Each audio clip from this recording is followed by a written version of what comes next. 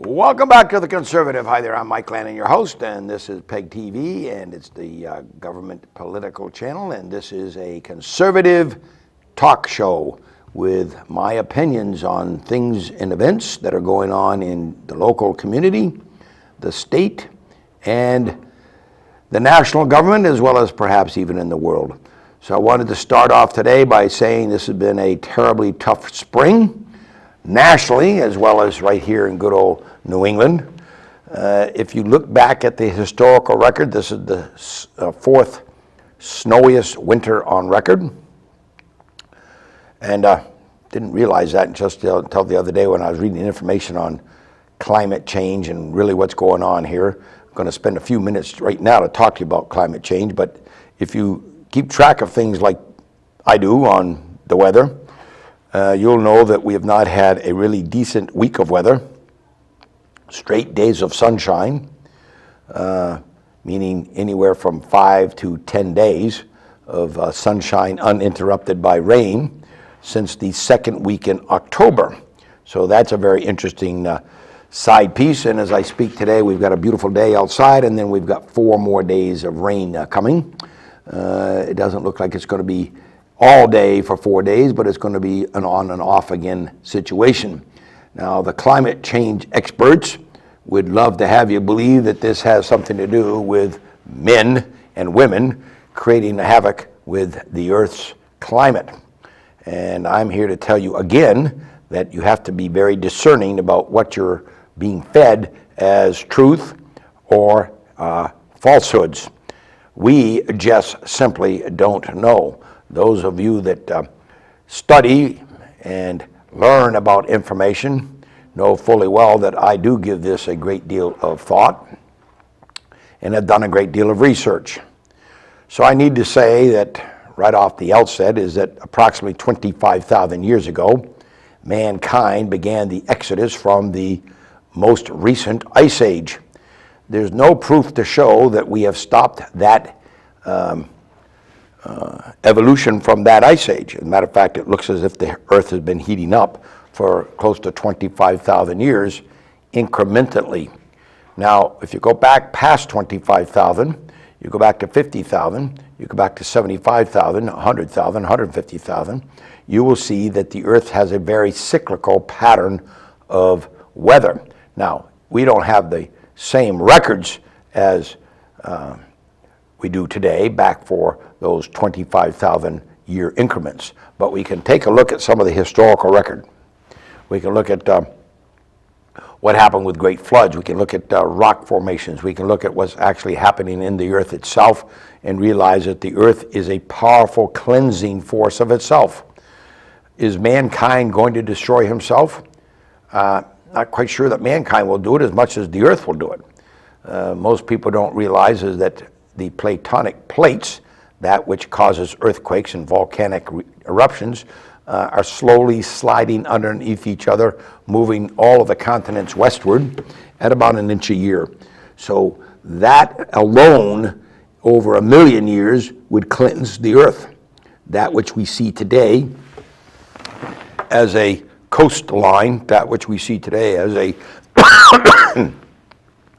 geographical structure, is not that which we will see 1 million years from now. Now, how do we know that? Well, we can look at satellite images and see ancient roads, ancient rivers, ancient canals that are no longer here. They're gone. They've dried up and gone away, and things have moved. Populations have moved to these newer coastlines. So that alone makes people to become much more skeptical than those who would just flat out tell you you have to believe it. The other piece that's very interesting is that we have to look and see who's pushing the agenda. Are they honest brokers? Are they people that are actually doing something to gain political control or economic control or both? Or are they actually honest brokers who have scientific information to prove that what they're talking about is factual? And we have to be very careful about that because, as I was speaking to someone just prior to coming into this meeting, and believe it or not, a skeptic of my thought and view came around to seeing that, maybe we should take a better look at who's paying for the information that's being disseminated by the press about climate change. Who is paying for the outcome? For instance, if I am going to pay you $1 million to do a research op paper, I'm going to expect a certain outcome. I'm probably not going to pay you $1 million or more and say to you, whatever the results you come up with are going to be fine by me. No, chances are that if I'm going to pay $1 million, $2, $3, $5, whatever amount of million I'm going to pay for this research, I'm going to show you the front end outcome. I'm going to say that whatever you do, I want that research to come down and show that it's going to be X, Y, Z. I don't care about A, B, C, all the way to X, meaning the alphabetical organization, the orderliness of things. I want it to be slanted. That's why I'm paying you the money. Well, when you look at those kinds of events and that kind of research, you have to be skeptical. You have to say, okay, who's paying for it? What is their hidden agenda? Or in many cases, not hidden at all. You know who they are.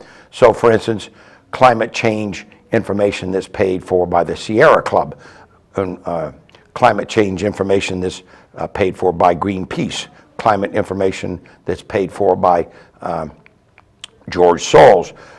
Anyone that is paying for the climate information that has a huge economic political agenda and or a green agenda, meaning that they wish to destroy the capitalistic society that we wish to live in or has evolved to this point, to this day. We could take Alexandria Ocasio-Cortez's Green New Deal and take a look at the $22+ trillion that it's going to cost to do this, and realize that she's advocating for the death and destruction of air flight, the death and destruction of any kind of an automobile or truck that carries you and or goods to and fro the country, and also forcing everybody in this country to go to some form of renewable energy. Well, renewable energies are fine if they are competitive with what we already have in front of us. And so far, no one has been able to innovate and or invent a product that isn't subsidized by the government and or by some other entity that wishes for that political economic gain that I just talked about. Nobody has ever come up with an product that can outproduce at an economic rate than clean coal, or even for that matter, dirty coal, which was just pollutes the air more than clean coal. Both are pollutants, both are fossil fuels. But when I can pay for my fuel at 6 cents an hour, if I remove the subsidy from any of the other renewable energies, I'm talking many dollars per kilowatt hour, not 6 cents per kilowatt hour. So it's not comparing apples with apples. It's not. And we need to take a look at that and realize that, yes, perhaps the largest nation in the world that has the greatest amount of coal, the United States of America, the largest nation in the world that has the greatest amount of natural gas reserves and reservoirs under our great nation, United States of America, and for that matter, a tremendous supply of oil. We are probably the greatest nation in the world with the greatest amount of abundant sources of non-renewable energy. Yes, somewhere along the line, those energies, because they're not renewable, are going to run out. Well, since I've been alive for 75 years, I've been told that over the last 75 years, 5 times, that we were within years of running out of all of these aforementioned products. We haven't run out. We found more, and we are now energy independent. We don't have to purchase any of our oils, gases, or coal from anyone else. We can survive in the United States of America independently. That's where we should be. That way we don't have to spend all of our money sending it to nations that would be either anti-America or rogue states like Iran who wish to destroy us. Let them figure out a way to sell their product somewhere else to someone else. It's going to be at a much lesser price because, let's say, for instance, I'm going to sell my product to Russia. The Russians haven't got the economic engine necessary to pay what the Iranians have been able to gain over time for their oil product. Now, there's a lot of economic sanctions on Iran today that prevent them from selling a lot of oil. The only way that they have multi-billions of dollars right now is that President Obama put a tremendous amount of money, cash, on a pallet or two and sent it over there, billions of dollars. They're not making the kind of money that they made in the 1960s under the Shah. And they're certainly not making the kind of money that they made in the 70s. Since the Ayatollah took over, we've put more and more squeeze sanctions on them to get them to behave in the world. Now, as I sit here today, they're threatening, between now and the time I get back here for the next show, we'll see what they do, but they're threatening to begin to rebuild their nuclear arsenal. They are just moments away at the end of the Obama administration to even right now, the 3 years into the Trump administration, they're moments away from building a nuclear bomb. The Israelis have said they won't allow that to happen. Trump has sided with the Israelis and said he won't allow that to happen. So we have this kind of problem happening where we're being told that we will stop this from happening. So I believe we have to.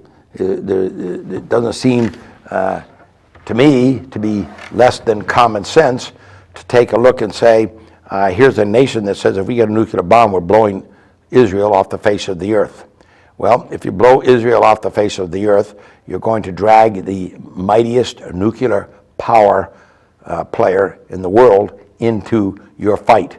And so as soon as those bombs drop, Iran is wiped off the face of the earth. Israel may go.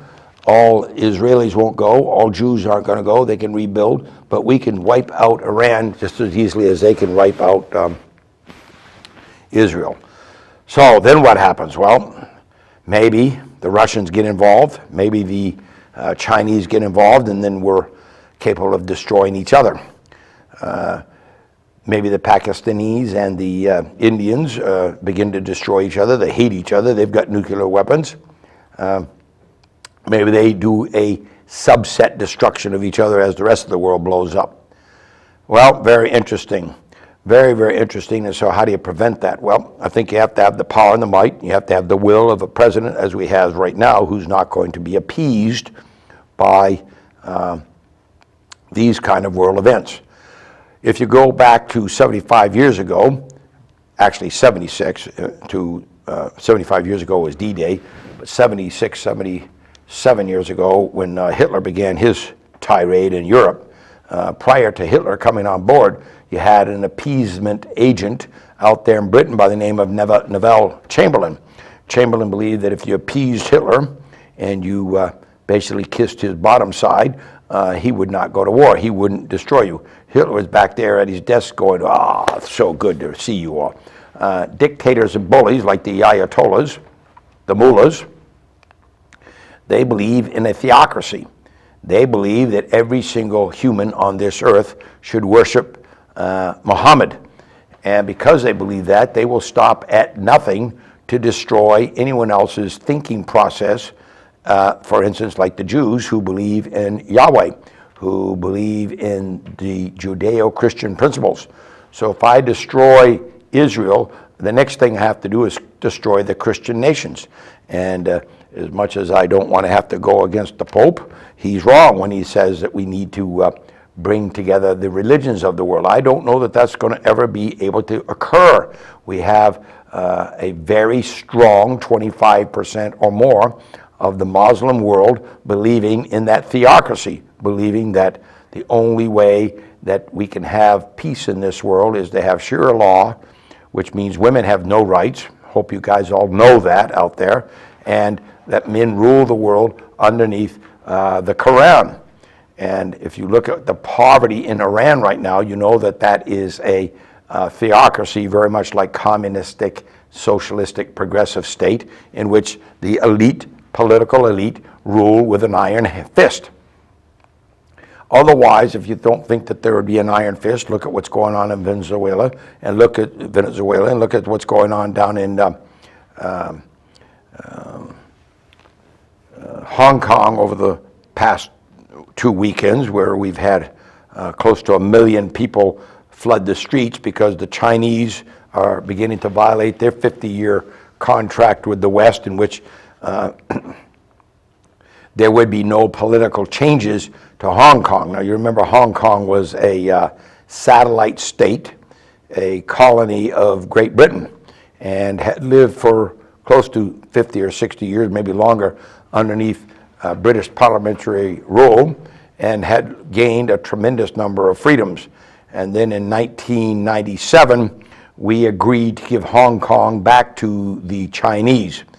My opinion back then still is wrong move, but we did it. So now the Chinese have written a law that says that anybody that's caught violating the law in Hong Kong will be extradited immediately to China, where they will be tried in a Chinese court on the Chinese mainland.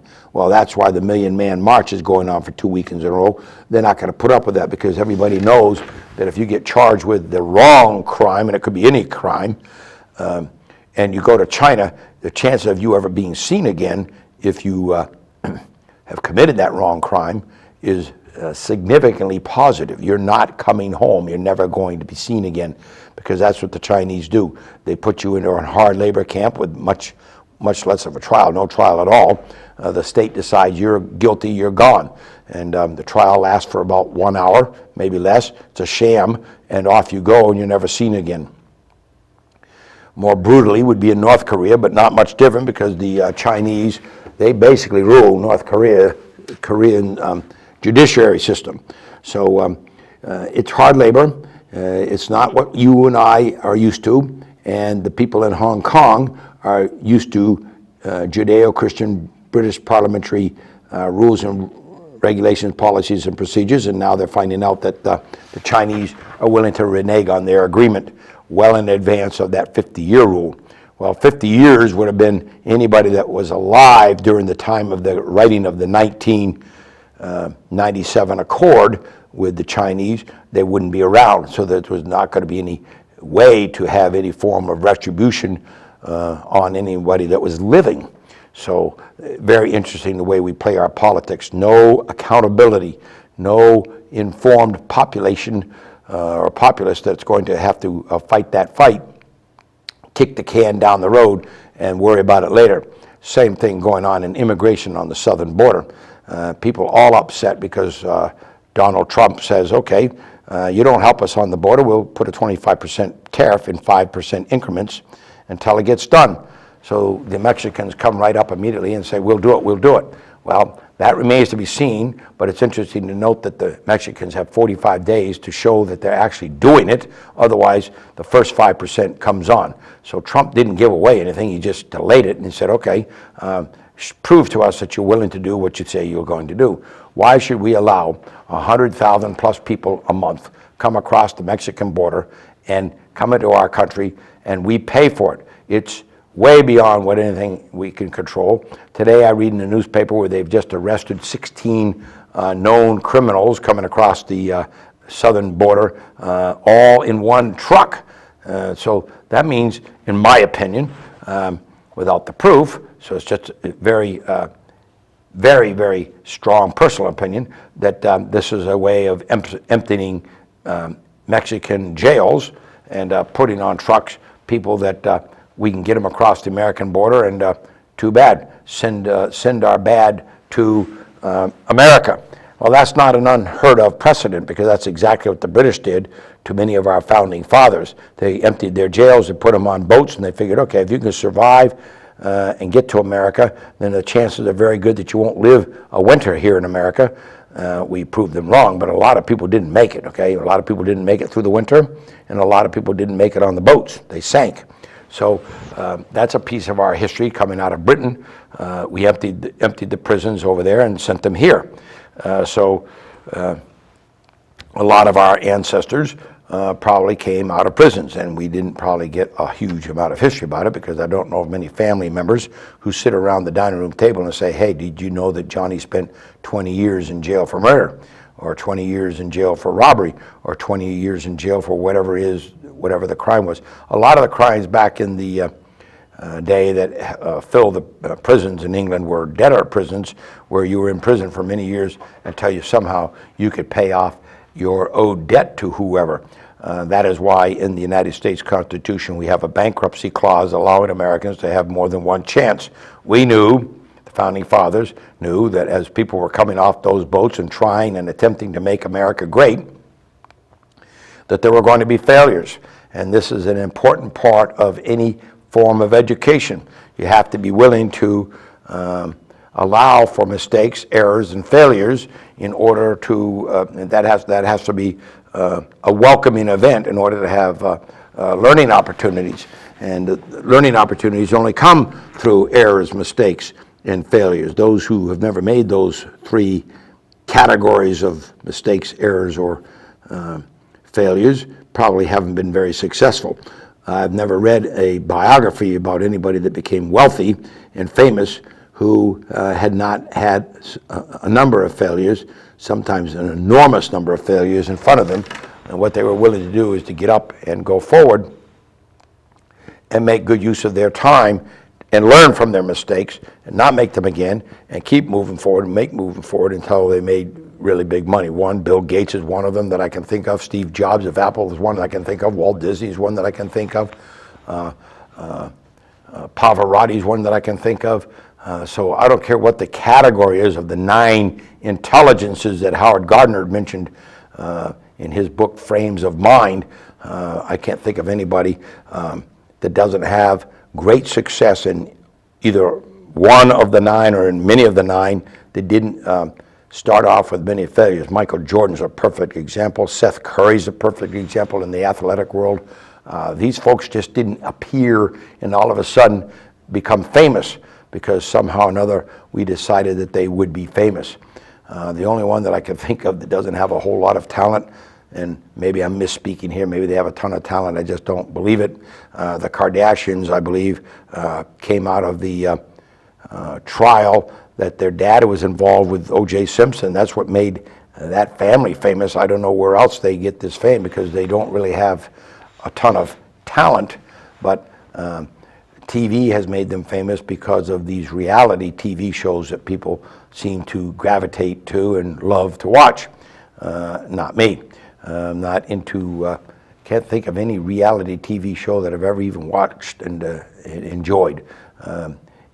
It's not for real, and so therefore it's not worthy of the watch.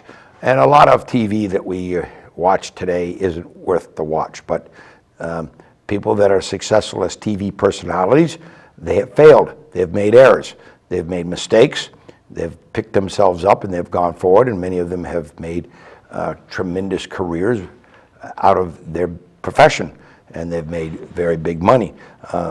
Everybody that tries the profession doesn't always make money, big money.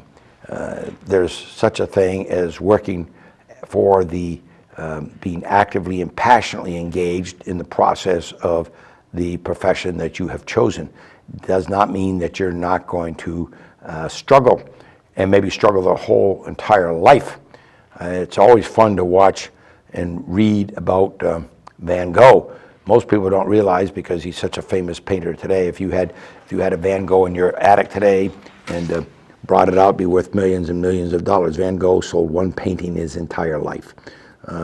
If you go down and you take a look at Rembrandt's paintings when he was a young man, most of you in this audience could draw better than him with a piece of charcoal in your hand. I've seen those paintings. I've seen paintings, his drawings, his sketches. His early sketches were as poor as anybody you'd ever want to see. He went and found himself a mentor. He went and found himself someone that could teach him how to draw, and he worked hard at it. So did Leonardo da Vinci. So did Van Gogh. They worked very, very hard at their craft and became very, very good at it. You just don't sit down at an easel and begin to draw and all of a sudden produce this instantaneously great work of art. Michelangelo the same way. I mean, if you read these biographies of these great, famous people in the 8 intelligences that I just mentioned, you will see that it wasn't instantly taken care of like that. So this brings this whole cycle back to this discernment of what are you reading, what are you believing, what do you absolutely know for sure, as a fact. And it comes back to that climate change and what's going on. Don't believe everything that you're hearing. Don't believe everything that you're reading. Make sure you're reading from the left side of this opinion. Make sure you're reading from the right side of this opinion. Make sure you're reading those people that are writing articles in the middle. And find out, when you're reading the science, who is funding it. Now you're going to say, well, how the heck did he go from this art world to back to climate change? When you go back through the art world, you go back through the athletic world, you go back through all of these people that I just mentioned, every single one of them found a mentor. Every single one of them had someone that was supporting them economically and allowing them to grow. That is how they did it, okay? So you do have to discern. You have to find out who is supporting who, okay? In the days of Michelangelo, the Medici were supporting him. He just doesn't get out there with a chisel and a mallet and begin chonking those pieces of marble off a block of marble and building these great statues. He was supported, and he was in schools of art.